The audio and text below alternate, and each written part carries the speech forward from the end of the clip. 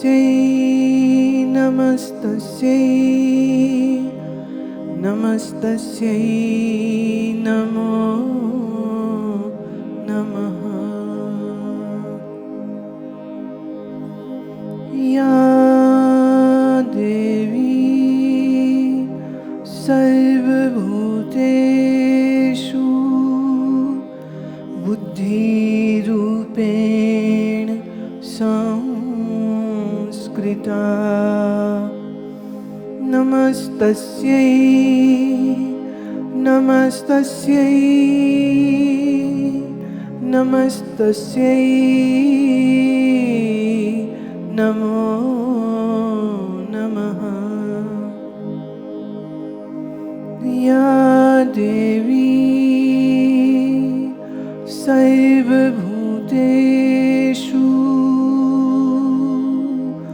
करुणारूपेण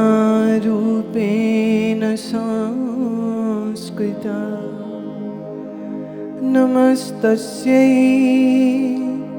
नमस्तस्यै नमस्तस्यै नमो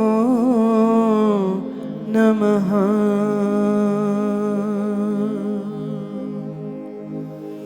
या देवी सर्वभूतेषु क्रियारूपेण संस्कृता नमस्तस्यै नमस्तस्यै नमस्तस्यै नमो नमः।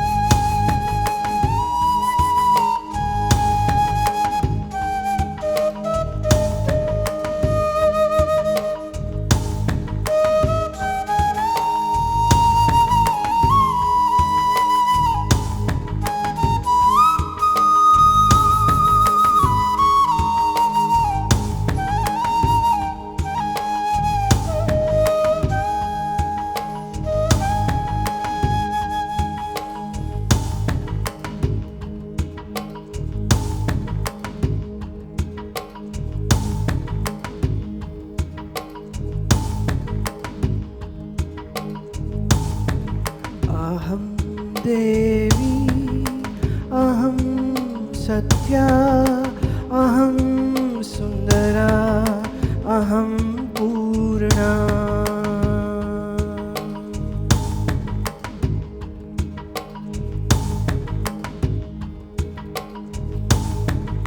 अहं देवी अहं सत्या अहं सुन्दरा अहं पूर्णा अहं देवी अहं सत्या अहं सुन्दरा अहं पूर्णा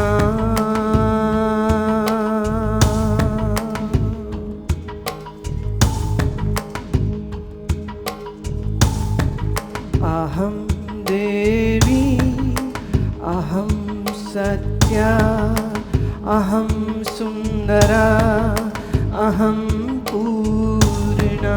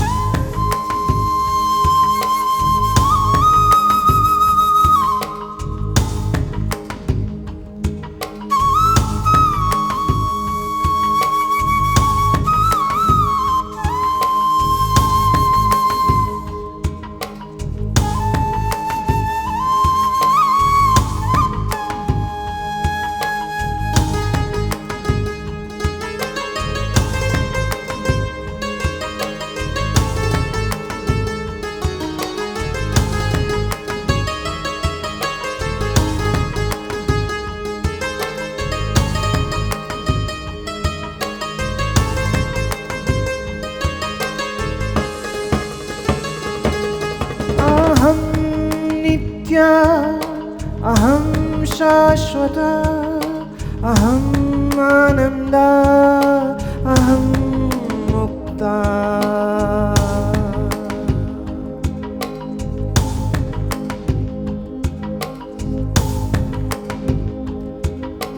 अहं नित्या अहं शाश्वता अहम् आनन्दा अहं मुक्ता अहं नित्या अहं शाश्वता अहम् आनन्दा अहं मुक्ता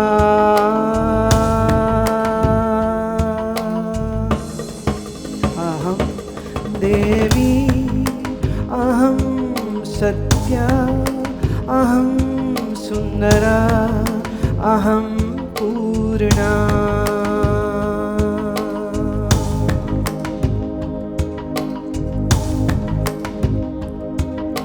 अहं देवी अहं सत्या अहं सुन्दरा अहं पूर्णा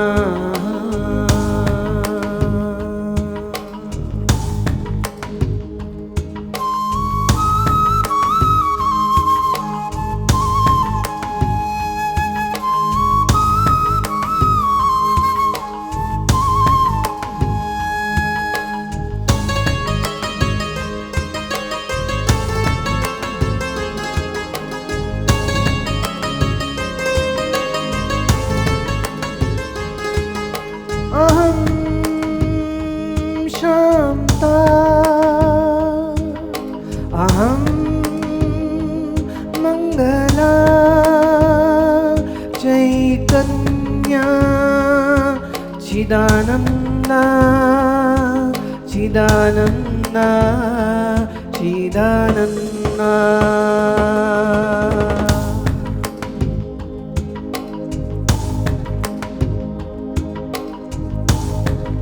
अहं शान्ता अहं मङ्गला चैतन्या चिदानन्दा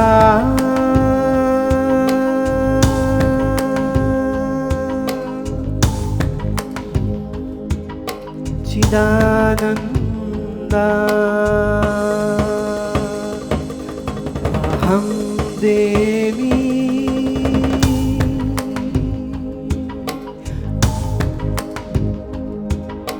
अहं देवी अहं सत्या अहं सुन्दरा अहं पूर्णा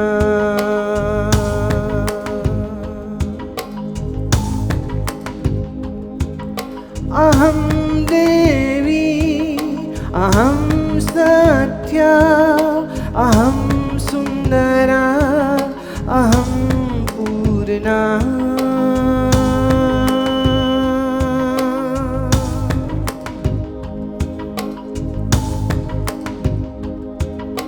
अहं देवी अहं सत्या अहं सुन्दरा अहं पूर्णा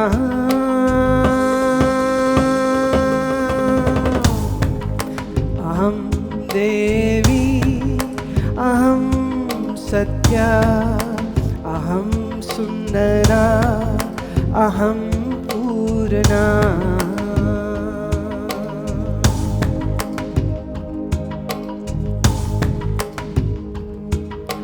अहं देवी अहं सत्या अहं सुन्दरा अहं पूर्णा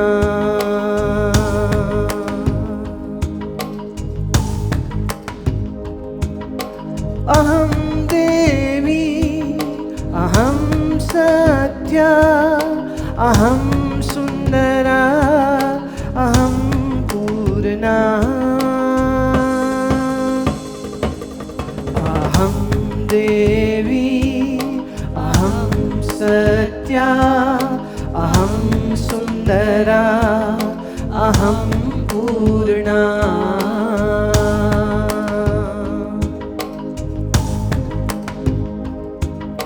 अहं देवी सत्या अहं सुन्दरा अहं पूर्णा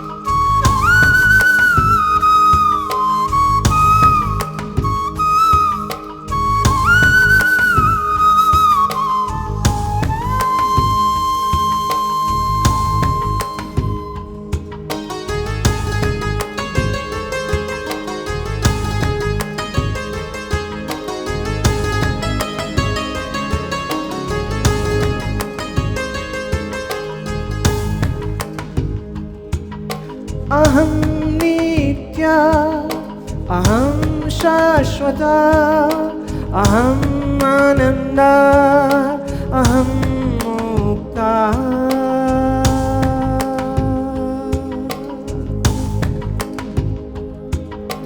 अहं नित्या अहं शाश्वता अहम् आनन्दा अहं मुक्ता अहं देवी अहं सत्या अहं सुन्दरा अहं पूर्णा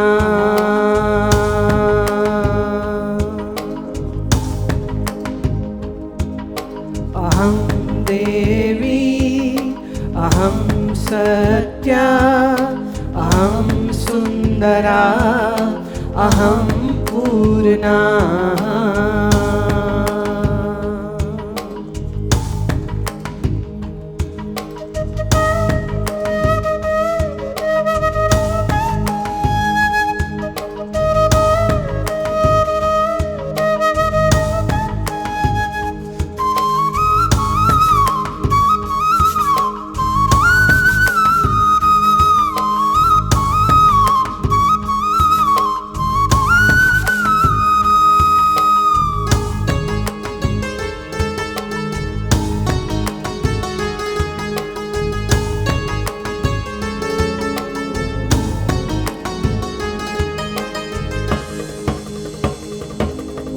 अहं शान्ता अहं मङ्गला चैतन्या चिदानन्दा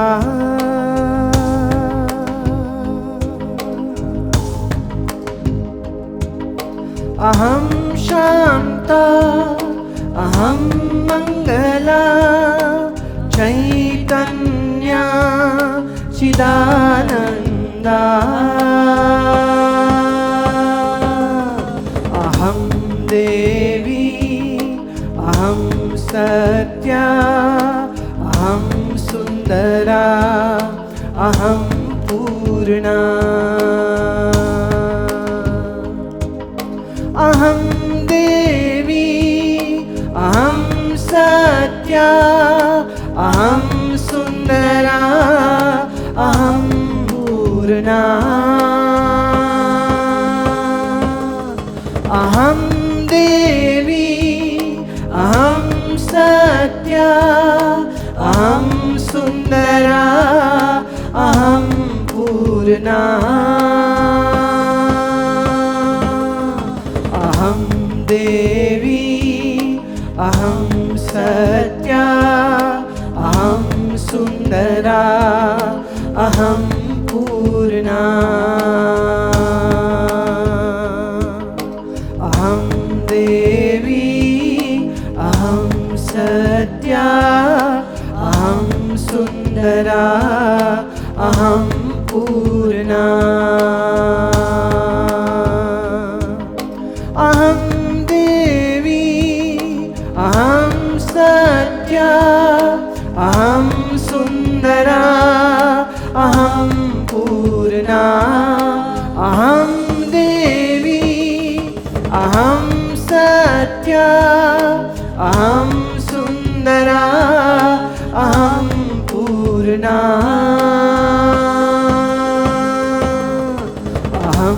देवी अहं सत्या अहं सुन्दरा अहं पूर्णा।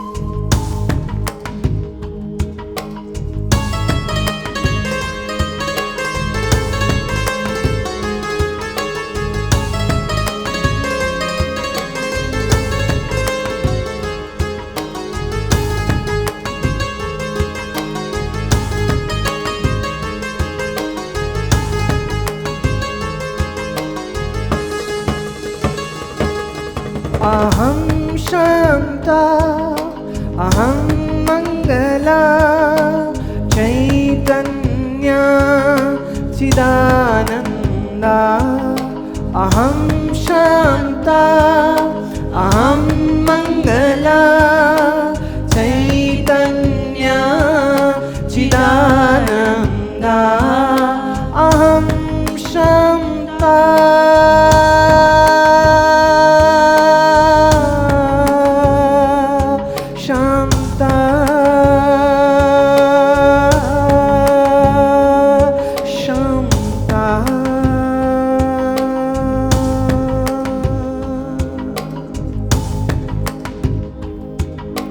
अहं शान्ता अहं मङ्गला चैतन्या चिदानन्दा।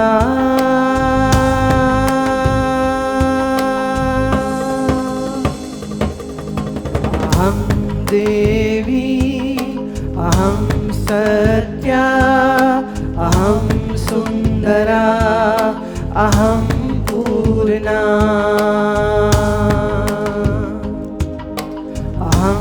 देवी अहं सत्या अहं सुन्दरा अहं पूर्णा।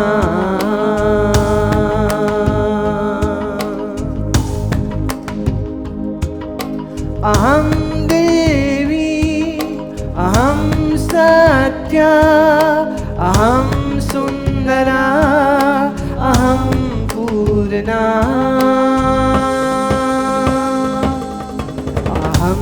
देवी अहं सत्या अहं सुन्दरा अहं पूर्णा। अहं देवी अहं सत्या अहं सुन्दरा अहं पूर्णा।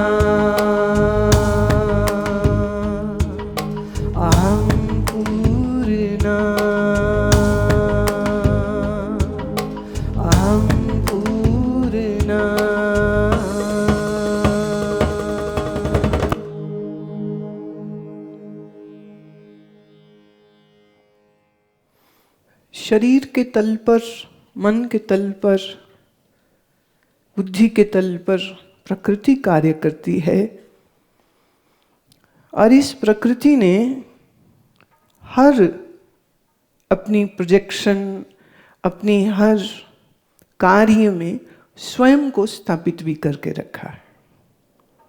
और ये स्थापना मनुष्य के शरीर में भी है और वह स्थापना हमारे इस देह में कुंडलिनी के माध्यम से है। कुंडलिनी कहिए वो शक्ति है जो मूलाधार में सुप्त होकर के पड़ी है, परंतु सुप्त होने पर भी उसका काम तो वैसे ही चल रहा है जैसे उसको करना चाहिए। The Prakriti might seem inert and dead, but actually it is not. It is very intelligent, very very intelligent. और इसी इंटेलिजेंस को हम महत भी कहते हैं। और ये सारा सृजन कार्य जहाँ से हो रहा है और फिर वापिस लीन हो जाता है। It is a creation which gets an expression and then it goes into the dissolution mode. तो बनना, टिकना और फिर लीन हो जाना, इस लीन हो जाने को हम प्रलय भी कहते हैं। प्रलय के रूप में यह प्रकृति नष्ट नहीं हो जाती है, प्रलय के रूप में भी ये प्रकृति कहो एक गहन सुषुप्ति में चली जाती। जैसे हम जीवों की 3 अवस्थाएं, जागृत, स्वप्न और सुषुप्ति। जागृत में हमारी ज्ञान इंद्रियां, कर्म इंद्रियां, मन, बुद्धि, चित्त, अहंकार सब कुछ क्रियाशील होता है और बाहर विषयों को भोगता है और उस भोग का सुख मानता है। फिर आती है स्वप्न अवस्था। स्वप्न में बाहर के स्थूल भोग छूट जाते हैं और मन अपने मनोराज्य से, अपने तेज से एक नवीन रचना अंदर बना लेता है। जागृत में देखे सुने का संस्कार है और हमारी पूर्व की स्मृतियां हैं, इच्छाएं हैं, वासनाएं हैं, उन सब के सम्मिश्रण से स्वप्न जगत का निर्माण हो जाता है। और याद रहे, जब स्वप्न चलता है तब जागृत का कोई ध्यान नहीं होता।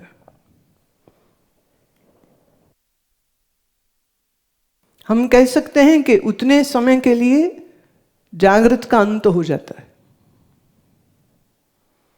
और स्वप्न के बाद फिर से तीसरी अवस्था आती है जिसे हम कहते हैं सुषुप्ति, the deep sleep. In deep sleep, there is no existence of illusionary dream world or the so-called real world. दोनों ही नहीं है। अब थोड़ा आप अपनी याद से, अपनी स्मृति से सुषुप्ति की अवस्था को याद करने की कोशिश करिए। उस समय पर चित्त कैसा होता है? एक गहन अंधेरा है, एक बेहोशी है जिसमें शरीर का भी पता नहीं कि शरीर कहाँ है और कैसा है। जागृत के सुख दुख, जन्म मरण, संयोग वियोग स्वप्न तक असर दिखाते हैं, लेकिन सुषुप्ति में वह भी नहीं रहते। सुषुप्ति के उस काल में तमोगुण का राज्य है, पर इस तमोगुण में सुख की बड़ी गहरी अनुभूति है।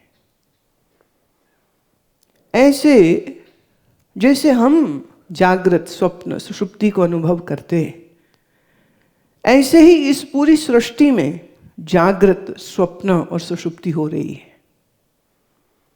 हम यूं कह सकते हैं, जब इस समूची सृष्टि में जागृत होती है तो संसार हो रहा है, द क्रिएशन इज हैपनिंग। फिर इस संसार की एक समान रूप से स्वप्नावस्था भी है और इसी तरह फिर इस समूचे संसार की भी एक सुषुप्त अवस्था भी है। अब उस सुषुप्त अवस्था में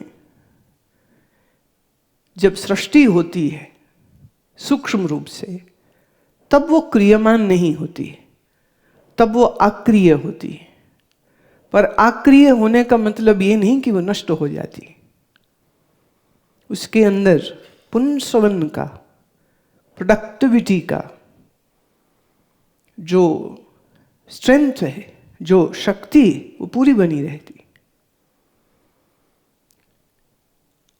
अब इस पूर्ण सृष्टि के जागृत, स्वप्न और सुषुप्ति के पार फिर एक चौथी अवस्था भी है, जिसे हमने कहा तुरीय। तुरीय अवस्था वो अवस्था होगी जहां हम एक दृष्टि से कह सकते हैं कि हम उस शिव स्वरूप अथवा पुरुष अथवा ईश्वर अथवा ब्रह्म का बोध प्राप्त करते हैं। या यूं कहो, बोध प्राप्त हो जाने के बाद की उस अवस्था तो निर्विकल्प समाधि के भी पार की अवस्था हो गई तुरीय।